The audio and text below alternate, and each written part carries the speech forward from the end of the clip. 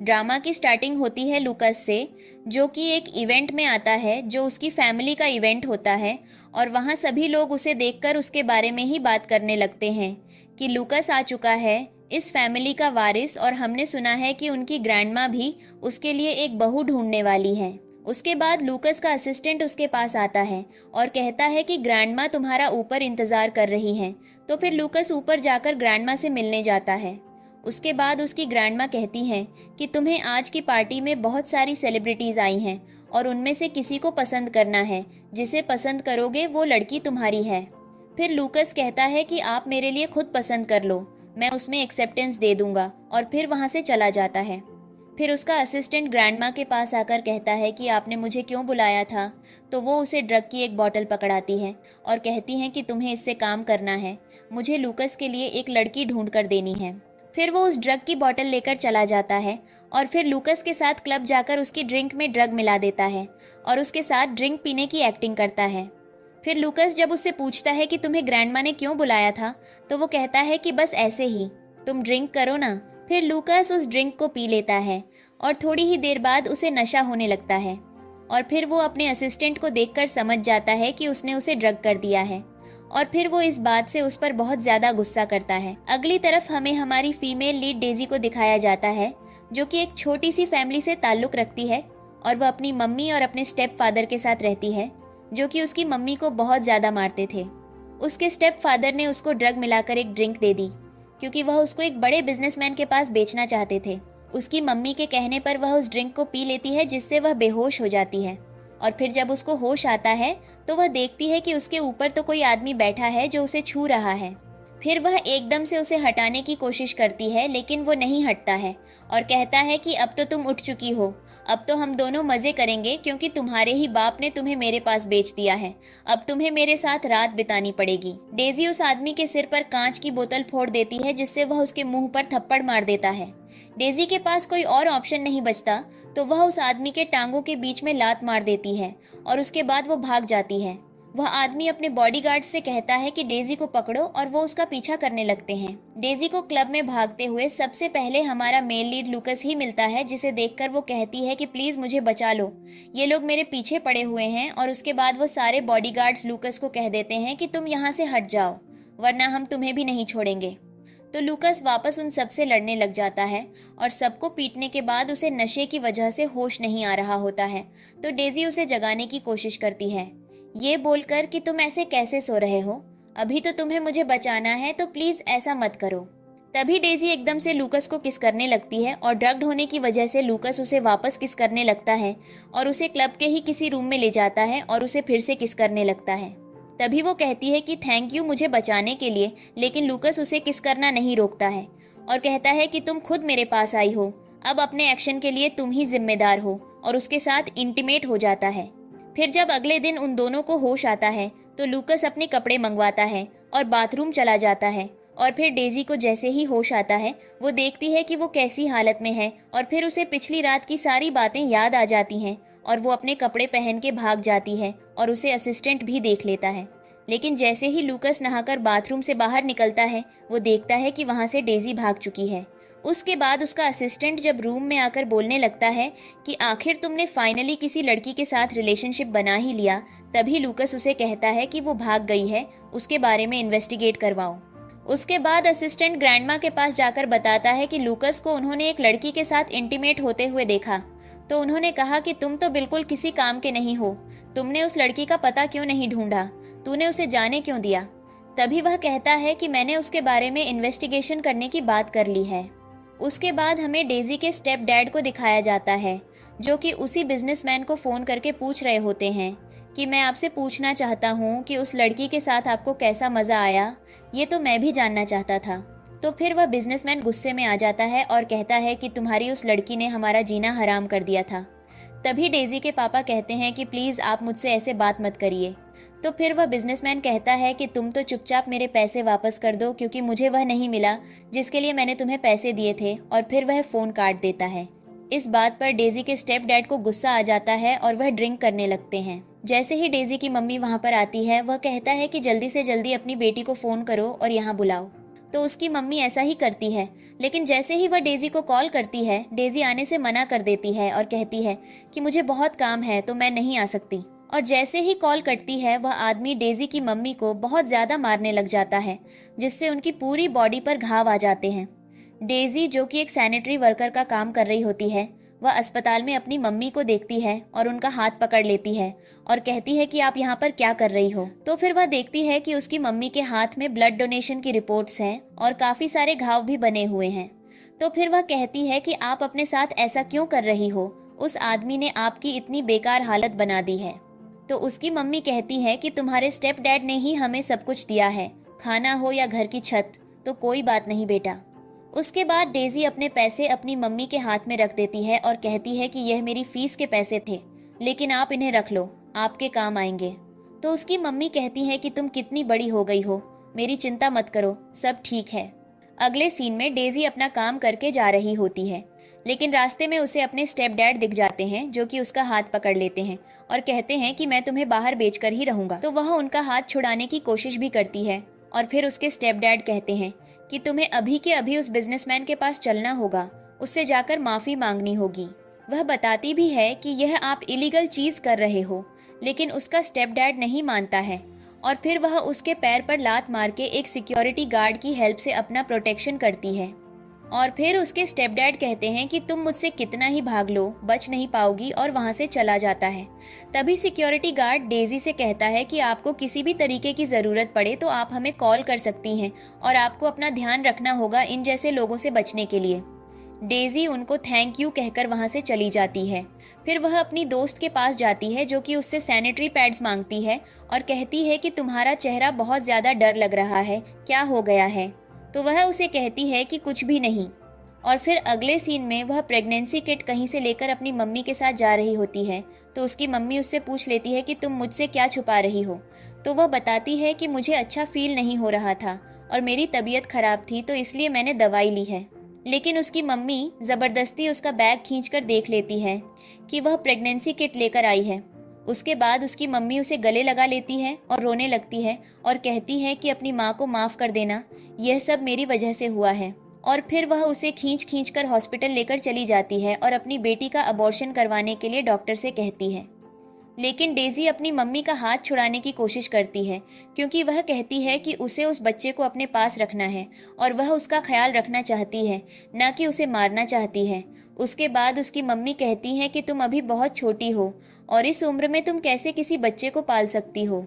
लेकिन जब डेजी फिर भी नहीं मानती, तो उसकी मम्मी उसके मुंह पर थप्पड़ मार देती है और उसे जबरदस्ती डॉक्टर के पास अंदर लेकर चली जाती है और डॉक्टर से कहती है कि हमें यह बच्चा नहीं चाहिए, आप जल्दी से जल्दी इसे खत्म कर दीजिए। तभी डॉक्टर पूछती है कि कितना टाइम हो गया है, तो फिर वह डॉक्टर को इशारे में कहती है कि उसे बच्चे को नहीं मारना है। तो डॉक्टर उसकी मम्मी को बहलाने के लिए कहती है कि इसके लिए आपको कुछ मेडिकल दवाइयाँ लेकर आनी होंगी। जैसे ही उसकी मम्मी उठकर जाती है, वह डॉक्टर को थैंक यू कहकर वहां से भागने लगती है, लेकिन उसकी मम्मी देख लेती है और उसका पीछा करने लगती है। जैसे ही डेजी भाग रही होती है, उसे लूकस का असिस्टेंट मिल जाता है, जो कि कहता है कि आखिर तुम मुझे मिल ही गई। लेकिन डेजी उसे पहचान नहीं पाती और उसके बाद उसे कहती है कि मैं तुम्हें नहीं जानती, और उसका हाथ छोड़कर वहां से जाने लगती है। लेकिन तब तक उसकी मम्मी उसका पीछा करते हुए आ जाती है और उसका हाथ फिर से पकड़ लेती है और कहती है कि मैं तुम्हारा आज अबॉर्शन करवा कर ही रहूंगी। और यह बात आखिरकार लूकस का असिस्टेंट सुन लेता है और फिर वह ये खबर सबसे पहले ग्रैंडमा को देने के लिए उनको कॉल करता है और कहता है कि जो लड़की हम ढूंढ रहे थे वह मिल चुकी है और वह हमारे मास्टर के बच्चे के साथ प्रेग्नेंट भी हो चुकी है और अब वह अपनी मम्मी के साथ है, जो कि उसे अबॉर्शन करवाने के लिए फोर्स कर रही है। तो ग्रैंडमा उसे कहती हैं कि तुम वहां पर संभालो, मैं जल्दी से जल्दी यह खुशखबरी अपने ग्रैंडसन को बताती हूँ। जैसे ही वह लूकस को बुलाती हैं, वह उसे बताती हैं कि जिस लड़की के साथ तुमने उस दिन रात बिताई थी वह मिल चुकी है और अब तो तुम्हारे बच्चे के साथ प्रेग्नेंट है। लूकस को कुछ समझ नहीं आता कि उसे खुश होना चाहिए या नहीं। तभी ग्रैंडमा अपनी हाउस हेल्पर को बुलाकर कहती हैं कि तुम जल्दी से जल्दी सबसे अच्छे लग्जरी ब्रांड्स के प्रेगनेंसी स्किन केयर प्रोडक्ट्स ढूंढ कर लाओ। और फिर वह तैयारी करते हैं डेजी के घर जाने की। जैसे ही वो लोग डेजी के घर पहुंचते हैं, वो देखते हैं कि वो तो जमीन में नीचे पड़ी है और उसके स्टेप डैड उसे मारने वाले थे। तभी वो उसे रोक देते हैं। तभी उसके स्टेप डैड कहने लगते हैं कि आखिर तुम कौन हो जो हमारी फैमिली में इंटरफेयर करने आ गए हो और अब यहाँ पर सेवियर बनने की एक्टिंग कर रहे हो। ये हमारा फैमिली का मामला है। तभी लूकस उसे लात मारता है और कहता है कि लगता तो नहीं है कि तुम इन्हें अपनी फैमिली मानते हो। या एफआईआर डेजी को अपनी बेटी मानते हुए ही दादी कहती हैं कि तुम चिंता मत करो, अब सब ठीक होगा। लेकिन डेजी के सौतेले पापा बार बार यही कह रहे होते हैं कि वह मेरी बेटी है, मैं जो चाहूँ उसके साथ कर सकता हूँ। तभी लूकस अपने बॉडीगार्ड से कहता है कि इसे पकड़कर पुलिस स्टेशन ले जाओ। उसके बाद उसकी मम्मी उसके सौतेले पापा से कहती हैं कि तुम तो कम से कम देख लो, इसे मनाओ, ये मुझे पुलिस स्टेशन ले जा रहे हैं। फिर डेजी की मम्मी डेजी से बहुत ज़्यादा भीख मांगने लगती है और कहती है कि प्लीज़ अपने पापा को छोड़ दो, उन्होंने हमारे लिए इतना कुछ किया है, तुम उनके साथ ऐसा क्यों कर रही हो। और बहुत ज़्यादा रोने लगती है। तो डेजी अपनी मम्मी से कहती है कि आप ऐसे कैसे बोल सकती हैं, वो ये सब डिज़र्व करते हैं। तभी दादी कहती हैं कि तुम कैसी माँ हो, अपनी बेटी का दुख नहीं देख रही। पहले तो तुम उसका एबॉर्शन करवा रही थी और ऊपर से उसे ऐसे बाप के साथ रख रही हो। उसके बाद लूकस कहता है कि दादी आप यहाँ से चली जाइए, मैं यह सब संभाल लूँगा। तो उसकी दादी वहाँ से चली जाती है। उसके बाद डेजी की मम्मी उसके पैरों में गिरकर कहने लगती हैं कि मैं अपने घुटनों के बल से उठूंगी नहीं जब तक तुम अपने पापा को नहीं छोड़ दोगी। फिर वह अपनी मम्मी से कहती है कि इस आदमी ने आपको इतने सालों तक इतना मारा, इतने लोन लिए जो हम कभी चुका नहीं पाए, फिर भी आपको यह आदमी मुझसे ज़्यादा प्यारा है, जबकि मैं तो आपकी सगी बेटी हूँ और यह तो कुछ भी नहीं है। और उसकी मम्मी बार बार यही बात बोलती रहती है कि मेरे फ्यूचर में साथ देने के लिए उनके अलावा कोई नहीं है, इसलिए प्लीज़ तुम उन्हें छोड़ दो। उसके बाद जब डेजी कहती है कि आप मुझे चुनना चाहती हैं या इस आदमी को, तो उसकी मम्मी रोते रोते कहती है कि मेरे पास कोई चॉइस नहीं है, तुम्हें वैसे भी एक अच्छे लड़के से शादी करके चले जाना चाहिए। तो फिर डेजी कहती है कि ठीक है, मैं आपकी चॉइस को रिस्पेक्ट करती हूँ। और फिर वह लूकस से कहती है कि प्लीज़ इनको छोड़ दो और मुझे यहाँ से दूर ले चलो, मैं अब यहाँ नहीं रह सकती। और यह कहकर ही वह बेहोश हो जाती है। और फिर बेहोश होने के बाद उसे एकदम से लूकस उठा लेता है और कहता है कि ठीक है, मैं तुम्हें हमेशा हमेशा के लिए अपने पास रख लूँगा। उसके बाद लूकस के बॉडीगार्ड डेजी के सौतेले पापा को छोड़ देते हैं और वह लोग वहाँ से चले जाते हैं। उसके बाद कार में बैठकर लूकस अपने असिस्टेंट से कहता है कि घर में एक प्राइवेट डॉक्टर को तैयार रखो और रास्ते में आराम से गाड़ी चलाना, बीच में कोई ख़राब रास्ता हो तो उसमें आराम से गाड़ी चलाना। उसके बाद डेजी उससे कहती है कि मुझे तो उल्टी होती रहती है, अगर मैंने गाड़ी गंदी कर दी तो फिर लूकस उससे कहता है कि जब भी तुम्हें उल्टी का मन हो तुम कर देना, उसमें कोई बड़ी बात नहीं है, तुम गाड़ी गंदी होने की चिंता मत करो। उसके बाद जैसे ही वो लोग विला में पहुंचते हैं, कार का दरवाज़ा लूकस डेजी के लिए खोलता है और फिर वो उसे थैंक यू कहती है। तो वो कहता है कि तुम थैंक यू मत बोलो, अब से मैं तुम्हारा ख्याल रखूँगा। फिर जैसे ही वो अंदर आ रहे होते हैं, दादी और हाउस हेल्पर वहाँ खड़े उन दोनों के लिए बोलते हैं कि ये तो एकदम परफेक्ट कपल हैं। तो हाउस हेल्पर दादी से कहती है कि अब आपको चिंता करने की ज़रूरत नहीं है, जो आप चाहती थीं वो हो चुका है। फिर वो लोग जब अंदर जाते हैं तो दरवाजे से एंटर करते ही सारे हाउस हेल्पर्स नीचे झुककर बोलते हैं कि मास्टर और मैडम को वेलकम। तो यह देखकर डेजी बहुत ज़्यादा चौंक जाती है, जिसे देख लूकस कहता है कि ऐसे शौक मत हो, ये तुम्हारा ही घर है, अब से तुम्हें यहाँ की आदत लगानी होगी। फिर दादी डेजी से कहती हैं कि तुम बहुत अच्छी बच्ची हो, मैं तुम्हारा इस घर में वेलकम करती हूँ। तो फिर डेजी दादी से कहती है कि थैंक यू मैम, लेकिन फिर दादी कहती हैं कि तुम मुझे मैम क्यों कह रही हो, मैं तुम्हारी भी दादी ही हूँ, इसलिए मुझे दादी कहकर बुलाओ। उसके बाद वह सब सोफे पर बैठते हैं तो फिर एक हाउस हेल्पर आकर डेजी के पैरों से उसकी सैंडल्स उतारकर उसे घर की स्लीपर्स पहना देती है। तो फिर वह कहती है कि ये आप मत करो, मैं ये खुद कर लूँगी। लेकिन वह हाउस हेल्पर कहती है कि मैडम अब आप प्रेग्नेंट हो और आपको ये सब चीज़ें अब से हम ही करके देंगे। उसके बाद डॉक्टर आकर डेजी का चेकअप करने लगता है और वह कहता है कि डेजी एकदम अच्छी है, उसे थोड़ा रेस्ट की ज़रूरत है। और बच्चे की हालत अच्छी नहीं है क्योंकि डेजी को बहुत ज़्यादा इमोशनल अप्स एंड डाउन्स को फेस करना पड़ रहा है, जो कि बच्चे की हेल्थ के लिए अच्छा नहीं है। तो इस चीज़ पर आप लोगों को ध्यान देना पड़ेगा। दादी कहती हैं कि ऐसा नहीं हो सकता, ये हमारी फैमिली का सबसे पहला बच्चा है, इसके साथ हम कोई भी मिस्टेक नहीं कर सकते। उसके बाद लूकस डेजी का हाथ पकड़कर कहता है कि मैं हमेशा तुम्हारा ख्याल रखूंगा।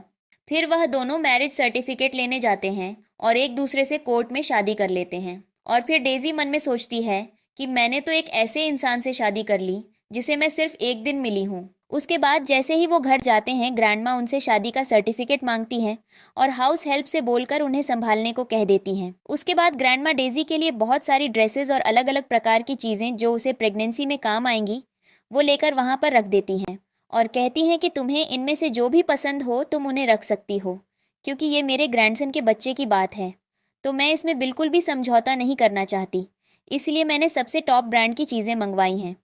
डेजी कहती है कि ग्रैंडमा आपने इतने ज़्यादा पैसे क्यों खर्च किए, तो फिर ग्रैंडमा कहती हैं कि तुम ही हमारे घर की बहू हो तो हम किस पर खर्च करेंगे। उसके बाद डेजी का पति लूकस कहता है कि ग्रैंडमा इतने प्यार से दे रही हैं तो तुम्हें ले लेना चाहिए। उसके बाद जब ग्रैंडमा डेजी से कहती है कि तुम इनमें से कुछ भी पिक कर सकती हो, जो भी पसंद है तुम उठा लो, तो डेजी कहती है कि मैंने इतने कपड़े कभी नहीं खरीदे। उसके बाद ग्रैंडमा कहती हैं कि मुझे पता है कि तुम्हारे साथ इतने सालों में बहुत बुरा बुरा हुआ है, मुझे इस बात का बहुत दुख है, लेकिन अब तुम्हारे साथ ऐसा कुछ नहीं होगा।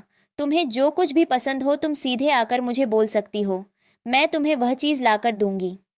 उसके बाद डेजी इमोशनल होकर रोने लगती है और कहती है कि आप मुझे कितने अच्छे से ट्रीट कर रही हो। तो फिर ग्रैंडमा कहती है कि अगर मैं तुम्हारे साथ अच्छे से बिहेव नहीं करूँगी तो और किसके साथ करूँगी, और फिर वो उसके आंसू पोंछती हैं। उसके बाद ग्रैंडमा अपने हाथ से एक बहुत कीमती खानदानी ब्रेसलेट डेजी के हाथ में पकड़ाते हुए कहती हैं कि यह तुम्हारे लिए है, यह हमारा पुश्तैनी ब्रेसलेट है और यह अब तुम्हारे पास आएगा। जब डेजी उसे लेने से मना कर देती है तो फिर लूकस उसे कहता है कि कभी बड़ों को मना नहीं करते, उसमें उनका आशीर्वाद होता है, इसलिए तुम इसे रख लो। और फिर वह उसको खुद से वह ब्रेसलेट पहना देता है। उसके बाद ग्रैंडमा लूकस से कहती है कि जल्दी से जाकर खाना बनाओ, हम लोगों को भूख लग रही है। और यह सुनकर डेजी कहने लगती है कि ग्रैंडमा मैं ही जाकर खाना बना लेती हूँ, आप इन्हें मत बोलिए। उसके बाद ग्रैंडमा कहती हैं कि लूकस जल्दी से जाओ, क्या तुम अपनी वाइफ को भूखा मारना चाहते हो। उसके बाद लूकस वहाँ से चला जाता है। उसके बाद ग्रैंडमा डेजी को समझाती है कि औरतों से ज़्यादा आदमी अच्छा खाना बना सकते हैं, इसलिए उसे बनाने दिया करो। और फिर कुछ समय बाद लूकस डेजी और ग्रैंडमा को खाने के लिए बुलाता है। तो फिर डेजी उठती है और कहती है कि मैं खाना टेबल पर सेट कर देती हूँ, लेकिन वो भी ग्रैंडमा उसे नहीं करने देती और कहती है कि तुम बहुत ज़्यादा टेंशन लेती हो, ये सब काम हो जाएंगे। उसके बाद ग्रैंडमा टेबल में बैठकर कहती हैं कि अब से खाना तुम ही बनाओगे लूकस, क्योंकि हम रिच लेडीज़ खाना नहीं बनाती। तो फिर लूकस कहता है कि आपने एकदम सही कहा। उसके बाद डेजी को याद आता है कि कैसे उसके स्टेप डैड उसे ट्रीट करते थे और उसे बचपन से ही इतना बुरे तरीके से कहते थे कि जब तुम्हारी मम्मी जॉब के लिए जा रखी है तो तुम खाना बनाओगी, वरना वो उसे घर से बाहर निकाल देंगे। तो फिर डेजी मन में सोचती है कि अब पता चला कि लड़कियों को इतनी अहमियत भी दी जाती है। जब वो लोग खाना खा रहे होते हैं उस समय पर ग्रैंडमा देखती हैं कि डेजी के पास तो बस सादा सादा खाना है और वो श्रिम्प नहीं ले रही। तो फिर वह लूकस को इशारा करके बुलाती है। तो फिर लूकस उसे श्रिम्प को छील कर देता है और कहता है कि तुम सिर्फ सब्जियां मत खाया करो, तुम्हें न्यूट्रिशन का ख्याल रखना पड़ेगा, इसलिए तुम यह भी खाया करो। फिर उसे याद आता है कि कैसे उसके स्टेप डैड उसे सिर्फ सब्जियां ही खाने देते थे और कुछ भी नहीं खाने देते थे। उसके बाद वह उन्हें थैंक यू कहती है और अंदर से इस बात का धन्यवाद करती है कि उन्होंने उसे इतनी बुरी जगह से निकाल दिया। उसके बाद जब रात को सोने की बारी आती है तो फिर लूकास डेजी को चिढ़ाने के लिए उसके क्लोज आने लगता है। जब डेजी कहती है कि मैं बाहर सो जाऊंगी और फिर लूकास कहता है कि ग्रैंडमा ने हमें एक कमरे में ही सोने को कहा है, और उसके क्लोज आते आते वह उसके पीछे से पिलो उठा लेता है और कहता है कि मजाक कर रहा हूँ, मैं इतना बुरा भी नहीं हूँ कि एक प्रेग्नेंट औरत के साथ इंटीमेट हो जाऊँ। तब लूकस डेजी को कहता है कि मैं यहीं नीचे सो जाऊंगा, तुम आराम से ऊपर सो जाओ और तुम्हें कुछ भी ज़रूरत हो तो तुम मुझे कॉल करके बुला लेना। और फिर वह नीचे बेडिंग सेट लगाकर नीचे सो जाता है। उसके बाद डेजी मन में लूकस को थैंक यू कहती है उसकी केयर करने के लिए, चाहे वह अपने बेबी के लिए ही हुई, पर फिर भी। और लूकस भी अपने मन के अंदर डेजी को थैंक यू करता है कि वह उसकी लाइफ में आई। अगले दिन ग्रैंडमा किचन में लूकस को डांट रही होती है कि तुम इतना सॉल्टी खाना क्यों बना रहे हो, क्या तुम जानते नहीं हो कि प्रेग्नेंट वुमन को इतना सॉल्टी खाना नहीं देना चाहिए। उसके बाद लूकस अपनी ग्रैंडमा से कहता है कि आप समझ क्यों नहीं रही हैं, मुझे एकदम परफेक्ट बनाना नहीं आता। तो फिर ग्रैंडमा कहती हैं कि नहीं आता तो तुम्हें सीखना पड़ेगा, अगर तुम अपने बच्चे और अपनी वाइफ की केयर नहीं करोगे तो कौन करेगा। उसके बाद लूकस कहता है कि ठीक है, मैं सीख लूँगा।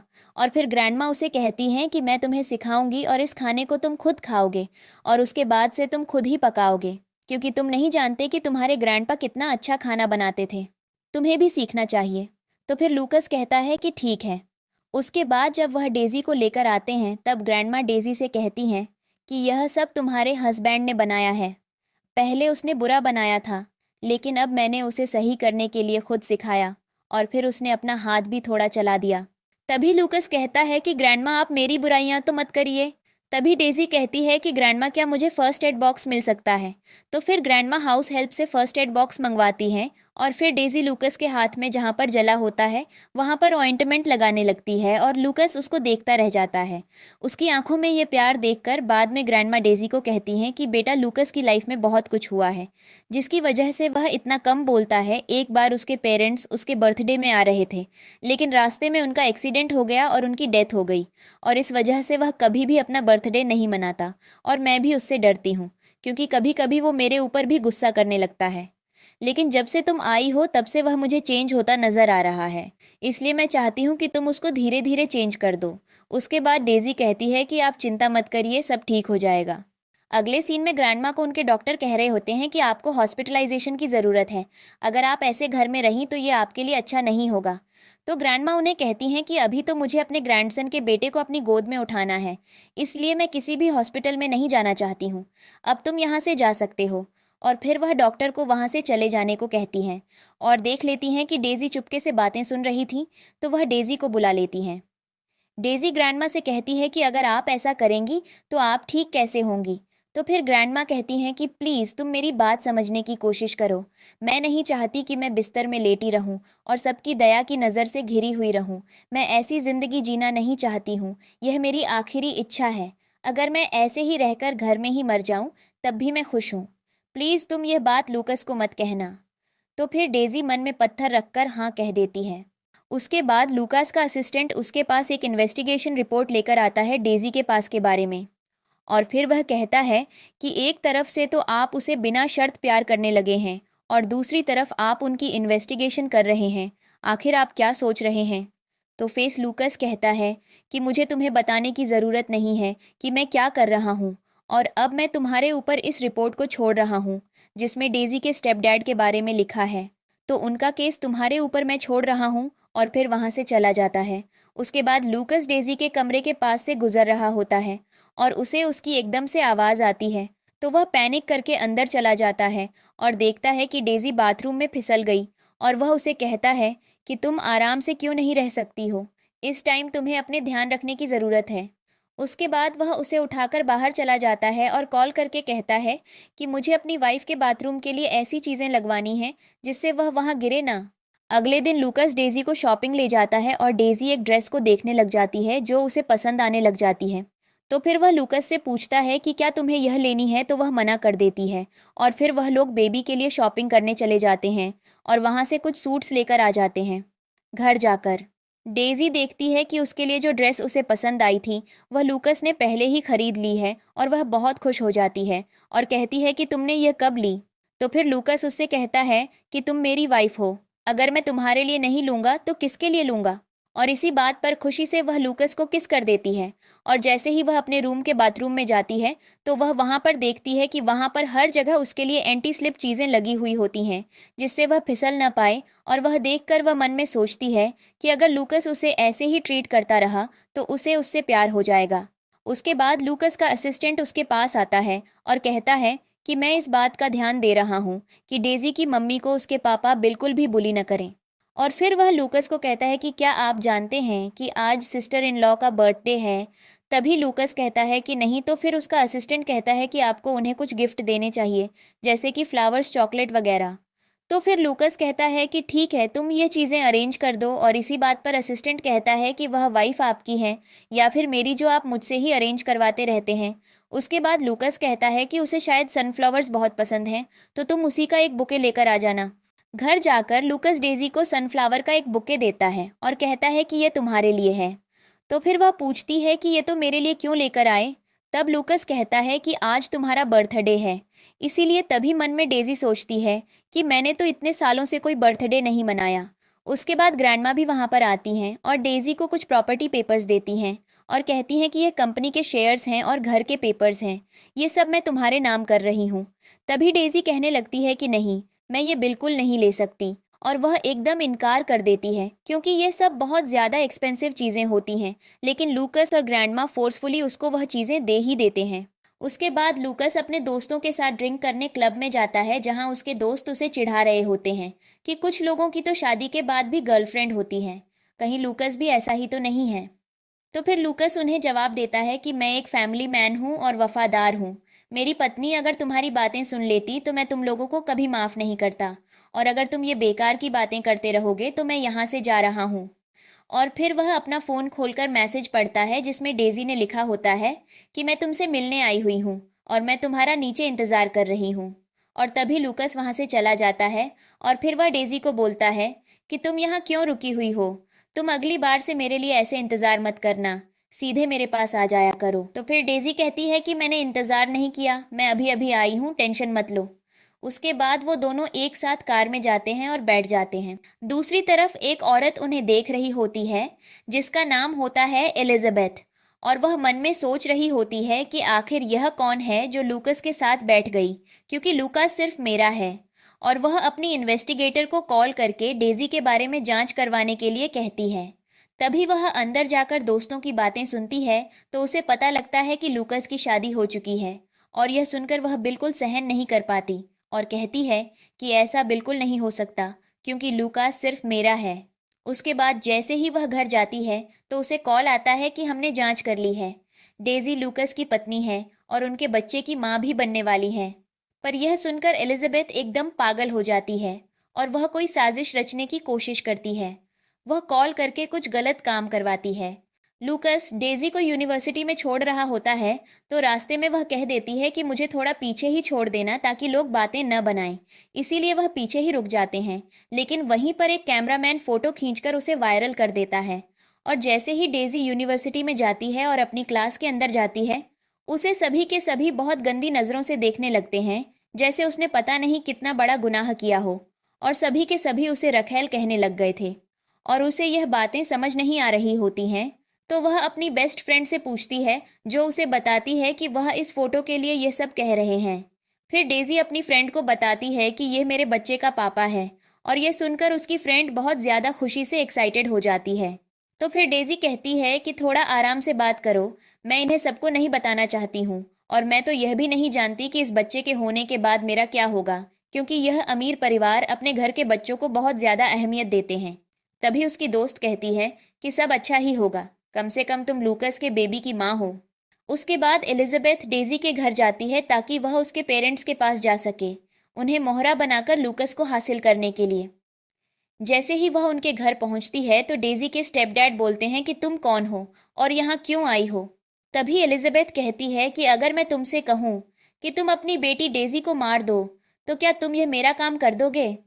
तो फिर डेजी के स्टेप डैड बोलते हैं कि अगर तुम मुझे $1 मिलियन देने के लिए तैयार हो तो मैं यह सब कर लूँगा। तभी एलिजाबेथ उसके सामने 6 मिलियन का सूटकेस रख देती है और कहती है कि अगर तुम यह काम कर लोगे तो तुम्हें इससे भी ज़्यादा इनाम मिलेंगे, ये तो सिर्फ एडवांस पेमेंट है।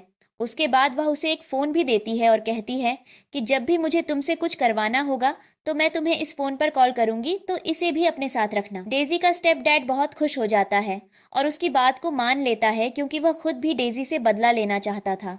लूकस का असिस्टेंट उसे कहता है कि मैंने आपके लिए कैंडल लाइट डिनर के लिए एक टेबल बुक कर दी है, क्योंकि आप ही कह रहे थे कि आपको सिस्टर इन लॉ के साथ डेट पर जाना है, तो मैंने इसलिए ऐसा किया। तभी लूकस एकदम से वहां जाने के लिए तैयार हो जाता है और डेजी को अपने साथ ले जाता है।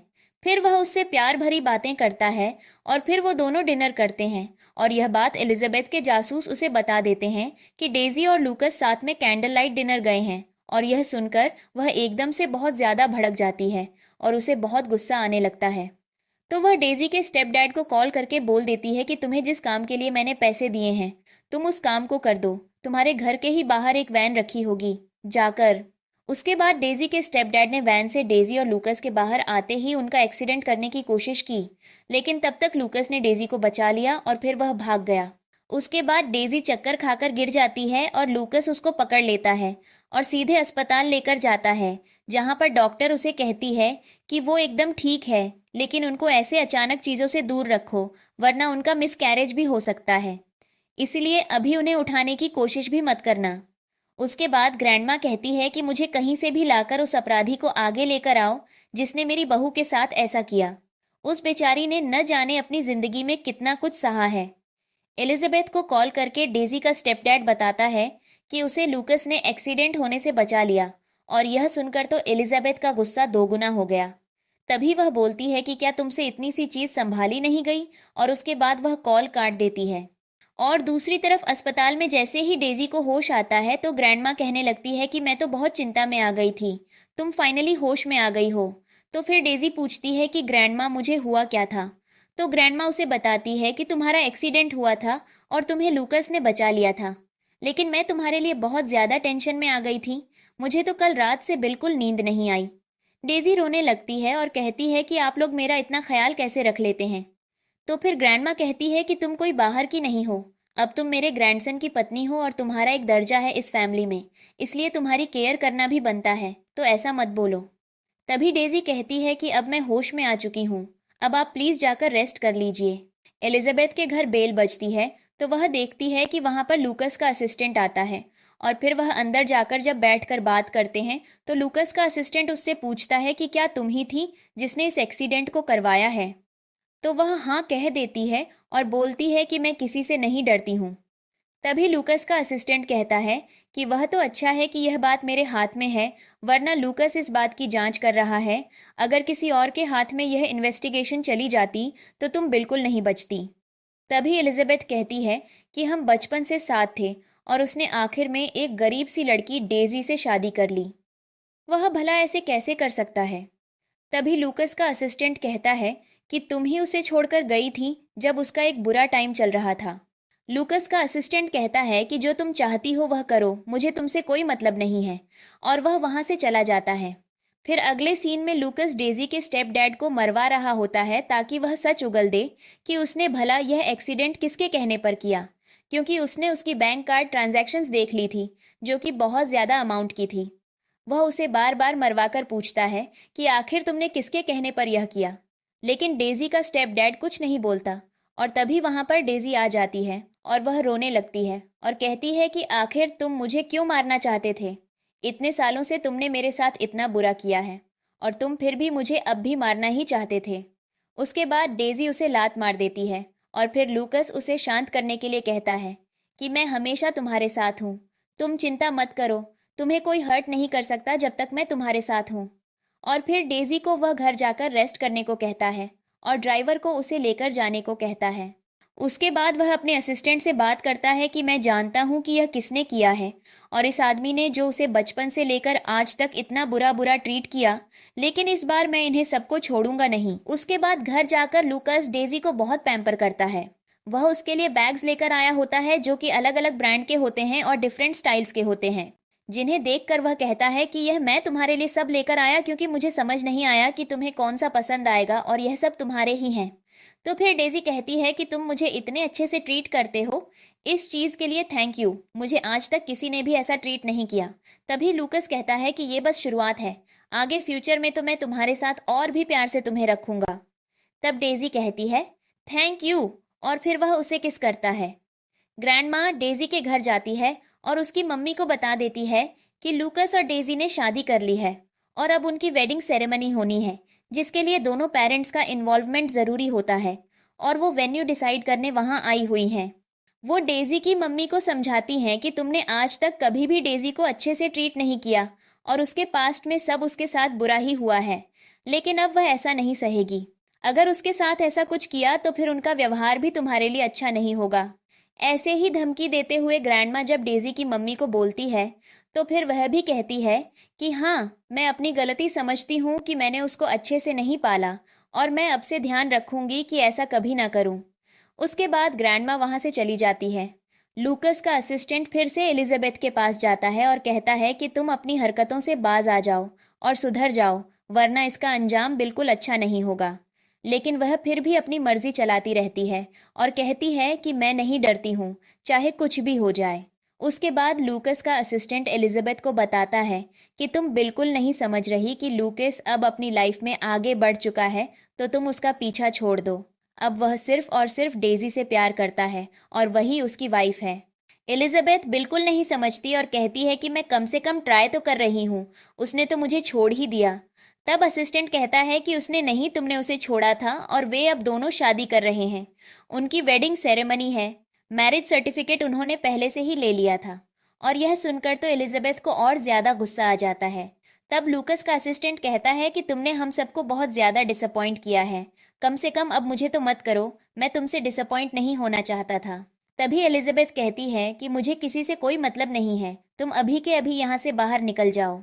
उसके बाद एलिजाबेथ को कॉल आता है कि उसके स्टॉक्स गिर गए हैं, क्योंकि लूकस ने अपनी कंपनी से सारे इन्वेस्टमेंट उसकी कंपनी की तरफ हटा दिए और इसी वजह से ऐसा हुआ। यह सुनकर तो एलिजाबेथ को और ज्यादा गुस्सा आ जाता है और वह चिल्लाने लगती है। तभी लूकस का असिस्टेंट कहता है कि मैंने तो तुम्हें समझाया ही था कि यह कोई आसान बात नहीं है, तुम लूकास से पंगा ले रही हो, वह तुम्हें कहीं का नहीं छोड़ेगा। तब एलिजाबेथ कहती है कि तुम यहाँ से चले जाओ और उस पर चिल्ला देती है। तो फिर लूकस का असिस्टेंट भी वहां से चला जाता है। लूकस अपने असिस्टेंट से पूछता है कि क्या तुमने वेडिंग वेन्यू डिसाइड कर लिया, तो वह कहता है कि हाँ। तभी लूकस कहता है कि मैं तो डेजी की फैमिली को एक बहुत अच्छी वेडिंग सेलिब्रेशन देना चाहता हूँ और इस लाइफ में तो वह मेरी ही वाइफ है और मैं उसके लिए बेस्ट करना चाहता हूँ। अगर कोई उसे बुली करे तो मैं उसको भी नहीं छोड़ूंगा। तभी लूकस का असिस्टेंट चिढ़ जाता है और कहता है कि तुम मेरे साथ ऐसा क्यों करते हो, वह तुम्हारी वाइफ है, मैं उसमें क्या कर सकता हूँ। उसके बाद लूकस कहता है कि सोच लो, अगर तुम्हें पूरे ईयर एंड का बोनस डिडक्ट नहीं कराना है तो तुम कर सकते हो। डेजी अपनी फ्रेंड से मिलने जाती है अपने यूनिवर्सिटी के हॉस्टल में, क्योंकि वह वहां से अपने रूम शिफ्ट कर रही होती है, क्योंकि अब उसका एक अपना घर है। तो यही रीज़न वह अपनी फ्रेंड को भी बताती है और कहती है कि अब मैं अपने बच्चे की माँ बनने वाली हूँ और मेरी शादी भी होने जा रही है, इसलिए मैं यह जगह छोड़कर जा रही हूँ। उसकी दोस्त कहती है कि तुम्हारे बिना यहाँ पर बहुत बुरा लगेगा। तो फिर वह कहती है कि मैं यहाँ इसलिए रहती थी क्योंकि मेरा घर इतना अच्छा नहीं था, लेकिन अब मेरे पास एक स्टेबिलिटी आ चुकी है, इसलिए मुझको जाना पड़ेगा। और फिर वह अपनी दोस्त को एक लेटर देती है जो कि एक रीटेस्ट एग्ज़ाम देने के लिए होता है और वह कहती है कि तुम्हारे रिज्यूमे में भी तुम्हें अच्छा खासा रिकमेंडेशन मिल जाएगा। उसकी दोस्त बहुत ज़्यादा खुश हो जाती है और उसे गले लगा लेती है। डेजी की मम्मी और ग्रैंडमा साथ में बैठकर वेडिंग की प्लानिंग कर रही होती हैं, तो वह जब वहां जाती है तो वह उनके पास बैठकर देखती है कि ग्रैंडमा तो ज्वेलरी डिसाइड कर रही है। तो ग्रैंडमा कहती है कि तुम अपनी ज्वेलरी खुद डिसाइड करो। फिर डेजी को एक ज्वेलरी सेट पसंद आ जाता है जिसे ग्रैंडमा भी पसंद कर लेती है। डेजी लूकस के ऑफिस में उसके पास टिफिन लेकर जाती है और कहती है कि मैं तुम्हारे लिए टिफिन लेकर आई हूँ, थोड़ा कम काम करो, ऐसे लगे रहोगे तो तुम्हारी तबीयत खराब हो जाएगी। उसके बाद लूकस कहता है कि तुम यहाँ कैसे आई, मुझे एक बार कॉल तो कर देती, मैं किसी को भेज देता तुम्हें लेकर आने के लिए। तो फिर डेजी कहती है कि मुझे पता था कि तुम दिन भर काम में लगे रहोगे, तो मैं तुम्हारे लिए खुद से बनाकर कुछ टिफिन में देना चाहती थी और मैं इसलिए खुद ही लेकर आ गई। मैं कोई छोटी बच्ची तो नहीं हूँ, मैं खुद आ सकती हूँ। तभी लूकस कहता है फिर भी तुम मुझे बता दिया करो और घर जाकर भी मुझे इन्फॉर्म कर देना। तो वह कहती है ठीक है और लूकस उसके सर पर किस करता है। फिर वह चली जाती है और जाते समय एलिजाबेथ उसे पकड़ने की पूरी साजिश में आ रखी होती है। जैसे ही डेजी ऑफिस से बाहर निकलती है, उसे एलिजाबेथ के कुछ बंदे आकर पकड़ लेते हैं और उसको क्लोरोफॉर्म सुंघाकर बेहोश कर देते हैं और किडनैप करके ले जाते हैं। पूरा दिन लूकस अपना फ़ोन चेक करता है, लेकिन उसे डेजी का कोई मैसेज नहीं दिखता, जो कि एक अनयूजुअल सी बात थी। इसलिए वह बहुत ज़्यादा टेंशन में आ जाता है। तो वह कॉल करके बोलता है कि जल्दी से जल्दी मुझे सारी सीसीटीवी फुटेज भेजो जो हमारे ऑफिस के आसपास की होंगी। उसके बाद वह अपने असिस्टेंट को कॉल करके पूछता है कि जल्दी से पता करो कि मेरी वाइफ कहाँ है, मुझे शक है कि एलिजाबेथ तो उसको कोई हानि पहुंचाना नहीं चाहती। उसके बाद वह जैसे ही बाहर जाता है तो ग्रैंडमा उससे पूछती है कि क्या हुआ, क्या डेजी ठीक तो है ना। तो फिर लूकस कहता है कि आप चिंता मत करिए, मैं अपनी वाइफ को कुछ भी नहीं होने दूंगा और हमारे बच्चे को भी। डेजी को जब किडनैप करके एलिजाबेथ उसके मुंह से मास्क हटाती है तो वह कहती है कि तुम बिल्कुल भी कोशिश मत करो इधर उधर जाने की, क्योंकि तुम्हें यहाँ पर कोई भी बचाने नहीं आएगा। उसके बाद वह उसे कहती है कि अगर तुम ना होती तो आज तुम्हारी जगह मैं होती, तुमने मुझसे लूकस को छीन लिया है। तभी डेजी उसे कहती है कि यह तुम्हारी गलत फहमी है, अगर मैं ना भी होती तब भी वह तुम्हें चूज नहीं करता। उसके बाद डेजी को एलिजाबेथ थप्पड़ मार देती है और कहती है, वह सिर्फ मेरा है, अगर तुम ना होती तो वह मेरा ही होता। फिर एलिजाबेथ पेट्रोल को हर जगह छिड़कने लगती है, जिससे डेजी कहती है कि ये तुम पेट्रोल क्यों डाल रही हो, तुम पागल हो गई हो। तभी एलिजाबेथ कहती है कि तुमने कहा था अगर मैं अभी कॉल करूं तो लूकस को बुला लूं, तो क्या वह आएगा? फिर एलिजाबेथ कहती है, मैं भी देखती हूँ वह तुम्हें बचाने आता है या नहीं। और फिर वह लूकस को कॉल कर देती है और कहती है कि तुम अकेले मेरे पास आना, याद रखना किसी और को साथ मत लाना, वरना तुम ही इसके जिम्मेदार होगे जो मैं कर दूंगी। डेजी कॉल पर बोलती है कि लूकस तुम बिल्कुल मत आना, इसे बोलने दो। फिर एलिजाबेथ कहती है कि तुम्हारे यह बोलने से कुछ नहीं होगा, इससे तुम चीजें और बिगाड़ ही रही हो। डेजी कहती है हमें छोड़ दो। तो एलिजाबेथ कहती है कि ऐसे कैसे मैं तुम लोगों को छोड़ दूंगी, ये तो पॉसिबल ही नहीं है। लूकस का असिस्टेंट उसे कहता है कि पोजीशनिंग लॉक हो चुकी है, एक छोड़े हुए फार्म के अंदर वह उसे लेकर गई है। हमने बाहर एक्सटर्नल कंट्रोल कर दिया है, लेकिन एलिजाबेथ चाहती है कि तुम अकेले अंदर जाओ, वरना वह गैसोलीन पर आग लगा देगी। तभी लूकस कहता है कि समझ गया, तुम लोग बाहर रहो, याद रखना मेरे ऑर्डर के बिना को। तो फिर लूकस का असिस्टेंट कहता है कि लेकिन एलिजाबेथ अभी बहुत ज़्यादा इमोशनली अनस्टेबल है, इसलिए ध्यान रखना। फिर वह अंदर जाता है। एलिजाबेथ कहती है कि जब तक वह आता है मैं इस लाइटर को यहाँ फेंक देती हूँ, और ऐसी ऐसी बातें करके वह डेजी को डरा रही थी और बोल रही थी कि तुम अभी तक उसके बारे में ही सोच रही हो।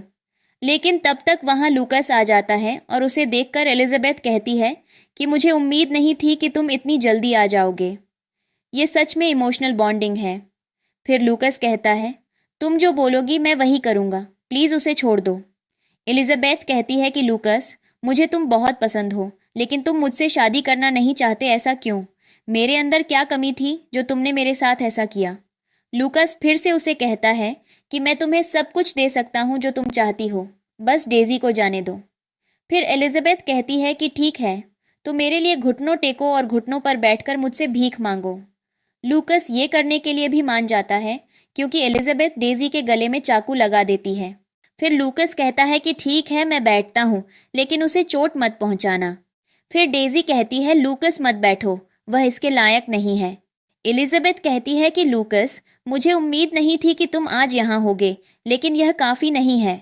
मैं चाहती हूँ कि तुम और ज़्यादा तकलीफ उठाओ जब तक मैं खुश ना हो जाऊँ। और फिर उसे चाकू देती है कि खुद पर चोट लगाओ। तभी लूकस अपने हाथ में चाकू घुसा देता है और यह देख डेजी रोने लगती है और कहती है कि प्लीज़ खुद को चोट मत पहुँचाओ। एलिजाबेथ कहती है कि नहीं नहीं, मैंने पूरे कमरे को पेट्रोल से भर दिया है, अगर तुमने मेरी बात नहीं मानी तो मैं इस कमरे को आग लगा दूंगा। फिर वो कहती है चलो साथ में मरते हैं। लूकस कहता है बचकानी बातें मत करो। एलिजाबेथ कहती है तुम्हें लगता है कि मैं तुम्हें सच में जाने दूंगी, और लाइटर को नीचे छोड़ने लगती है। लूकस कहता है रुक जाओ, अभी भी वापस मुड़ने का वक्त है। लेकिन एलिजाबेथ ऐसा तब तक कर चुकी होती है और फिर कहती है अब देर हो चुकी है, आज हम साथ में मरेंगे। उसके बाद लूकस डेजी को बचाकर खुद आग में धुएं से बेहोश हो जाता है। हॉस्पिटल में डेजी को होश आता है और उसे उसकी मम्मी कहती है डेजी तुम आखिरकार उठ गई, तुम 3 दिन तक बेहोश थी, तुमने अपनी माँ को बहुत डरा दिया। फिर वो पूछती है माँ मुझे क्या हुआ था? ग्रैंडमा कहती है तुमने बहुत सारा धुआं अंदर ले लिया था, खुशकिस्मती से तुम्हें वक्त पर इलाज मिल गया, वरना तुम और तुम्हारा बच्चा, मैं तुम्हें नहीं बचा पाती। फिर एकदम से वो लूकस के बारे में पूछती है। जब कोई नहीं बताता तो वो डर के मारे भागती है लूकस को ढूंढने, और जैसे ही वो नीचे जाती है वो देखती है कि वहाँ पूरी डेकोरेशन हो रखी थी लूकस के डेजी को प्रपोज करने के लिए। फिर वो डेजी को समझाते हैं कि हमें समझाने का वक्त ही नहीं मिला, तुम एकदम से भाग गई थी। फिर ग्रैंडमा और डेजी की मम्मी कहती हैं लूकस तुम्हारा इंतज़ार कर रहा है, तो तुम उसके पास जाओ। फिर जब वो वहाँ जाती है उससे पहले उसकी मम्मी कहती हैं मैं चाहती हूँ तुम खुश रहो। जैसे ही डेजी लूकस के पास जाती है वो उसे रोमांटिक लाइन से प्रपोज करता है, ये बोलकर मैं पहले सोचता था कि तुम्हें खोना मेरा नसीब है, लेकिन उस आग में मुझे आखिरकार समझ आया कि तुम मेरी ज़िंदगी का एक ही मकसद हो, तो बस यहीं रहो। और फिर वो कहता है मैं तुमसे एक सवाल पूछना चाहता हूँ, क्या तुम मुझसे शादी करोगी? और ऐसे वो डेजी को प्रपोज करता है और वो हाँ बोल देती है, और यहीं पर ड्रामा की हैप्पी एंडिंग हो जाती है।